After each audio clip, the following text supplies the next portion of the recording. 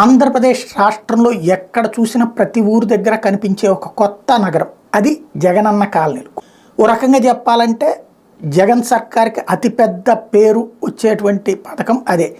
అయితే దీని మీదన పవన్ కళ్యాణ్ నరేంద్ర మోడీకి జగన్ మీద కంప్లైంట్ చేశారు. పేదలకు సొంతుల పేరుతో కేవలం స్థలాన్ని సేకరించడం కోసం వైసీపీ ప్రభుత్వం 35,141 కోట్ల నిధులు వెచ్చించి దీనికి సంబంధించి ఖర్చు చేసిన నిధుల్లో గోల్మాల్ జరిగింది. భారీగా నిధులు పక్కదారి పట్టాయి.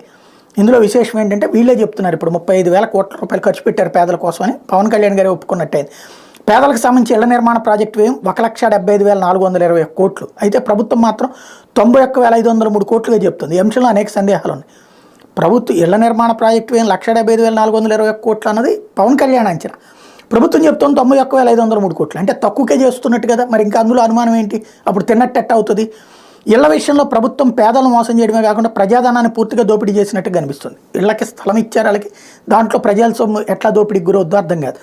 ఆంధ్రప్రదేశ్లో వైసీపీ ప్రభుత్వం వచ్చిన తర్వాత పేదలందరికీ ఇల్లు పథకం పేరుతో 30 లక్షల గృహాలు నిర్మిస్తామని చెప్పింది. 29,51,858 మంది మహిళల పేరుతో స్థలాలను ఇవ్వాలని నిర్ణయించారు.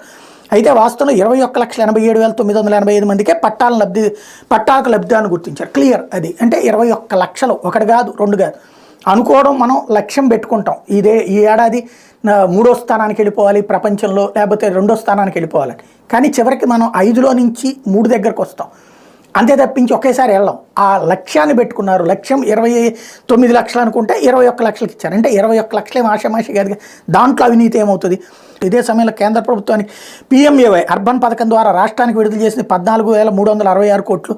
ఈ మొత్తం పథకంలో ఉన్న అన్ని విషయాలు గమనించి ఈ పథకం అమలు తీరుపై CBIతో పాటు ED విచారణ చేపడితే పేదల గృహ నిర్మాణ పథకంలో చోటు చేసుకున్న మరింత లోతైన అవినీతి బయటపడే అవకాశం ఉంది. 1,000 కోట్ల ప్రజాధనం ఏ విధంగా పక్కదారి పెట్టిందో బయటపడుతుంది. ఇందులో ఒక విచిత్రం ఏంటంటే చంద్రబాబు నాయుడు గారు 20 లక్షల ఇల్లు కట్టేశాను అన్నారుగా, గుర్తుందా మనకి? ఫైనల్గా ఎన్నంత తేలింది 80,000 ఇళ్ళు అని. అందులో కూడా పూర్తయినవి ఏంటి? ఒక్కటి కూడా లేదు. అంటే ఆ రోజున మొత్తం 20 లక్షల ఇళ్ల సొమ్ము తినేసినట్టే చంద్రబాబు గారు. ఇన్ని అనుకున్నాం, ఇన్ని జరిగింది. అది కుంభకోణం అయిపోతుందా?